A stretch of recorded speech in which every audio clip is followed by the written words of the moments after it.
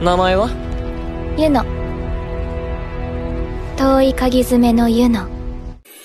Seorang gadis yang membenci orang-orang kuat karena dirinya hanya orang lemah.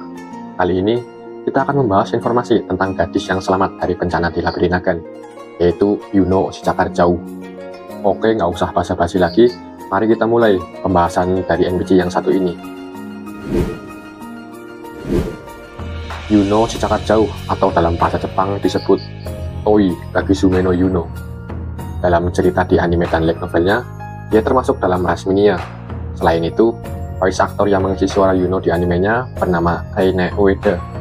Aina Ueda sendiri adalah veteran di bidang seiyuir. Kalau kalian tahu, dia pernah mengisi suara Kanao dari Kimetsu no Yaiba dan Cahaein dari anime Solo Leveling. Makanya, scan pas Yuno mulai membenci Sojiro dan nyebutin suara lain, bagi aku tuh ikonik banget. Seiyu mahal nih bos. Nah, kembali ke Yuno. Jika kalian hanya menonton animenya, kalian mungkin menganggap bahwa Yuno hanyalah pelajar di kota Nagan. Namun, hal itu masih kurang tepat, Wir. Tujuan Yuno merantau ke kota Nagan adalah untuk bisa menjadi penjelajah dan hidup damai di kota Nagan. Ya, Yuno mungkin mikirnya Raja Iblis sejati udah mati, dan dia bisa hidup damai bareng Luceles. Namun, apesnya Yuno, sebelum tujuannya terpenuhi, Labirinagan tiba-tiba aktif dan membunuh semua kenalan Yuno, termasuk Luceles. Ya, beruntungnya, Yuno diselamatkan oleh Sojiro yang kebetulan lagi berada di sana. Nah, meskipun sudah diselamatkan sama Sojiro, Yuno justru malah benci ke orang-orang yang kuat termasuk Sojiro. Yuno yang sudah kehilangan segalanya beranggapan kalau orang yang kuat itu tak menghargai kehidupan orang lain. Makanya dia dendam ke Sojiro dan membawa Sojiro ke Aureatia. Jika kalian amati scan pas Yuno nahan dendamnya ke Sojiro, itu tetepannya Yuno dalam banget sumpah.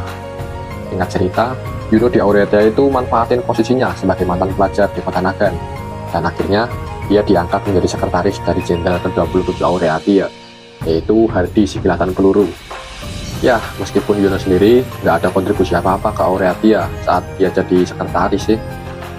Kemudian secara kebetulan Yuno terlibat insiden di Taman Kastil dan jadi antek-antek dari Linarisama.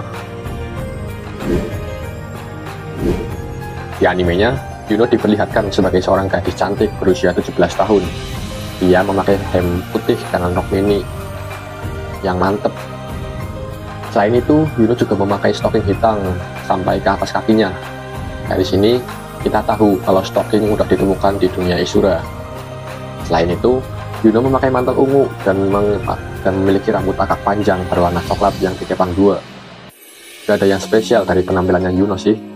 Bahkan, opai miliknya juga tergolong standar aman lah. Penampilan Yuno sedikit berbeda di light novelnya, karena Yuno diperlihatkan memiliki rambut hitam di sana. Belum lagi, tatapan Yuno di light novelnya juga terlihat lebih kalem dan santai. Dilihat dari animenya, Yuno itu gadis yang kalem dan lembut yang suka melihat gadis cantik. Namun, di samping sifat kalemnya itu, Yuno ternyata memiliki sifat dengki terhadap orang-orang yang menghancurkan kota Nagan. Sayangnya, sifat dengkinya ini masih labil ya. Alasan aku bilang labil tentu saja karena target balas dendam Yuno itu gonta-ganti terus. Yang awalnya dia nargetin Sojiro, terus pindah ke Dakai, terus pindah lagi ke Gyazuna. Kemampuan Yuno tidak begitu kuat, atau malah termasuk lemah jika disandingkan dengan para Shura. Namun jika dilihat dari sudut pandang Minya normal, kemampuan Yuno terbilang lumayan. Jika kalian lihat di episode 1 animenya, Yuno mampu menggunakan seni kekuatan untuk menerbangkan pisau-pisau kecil yang ada di balik lengan bajunya. Nah, kemampuan inilah yang membuat Yuno memiliki nama kedua, si cakar jauh. Selain itu, dari kekuatan fisik Yuno hanya seperti Minya normal, tidak ada hal istimewa dari kekuatan fisiknya. Namun, dari segi mental, Yuno terlihat memiliki sifat psikolog, tekad untuk balas dendam dan kemampuan untuk membenci orang lain. Ya, bisa dibilang Yuno memiliki semangat berperang dengan orang yang lebih kuat. Meskipun aku sendiri nganggap kalau sifat Yuno yang seperti itu malah kayak cewek labil yang baperan.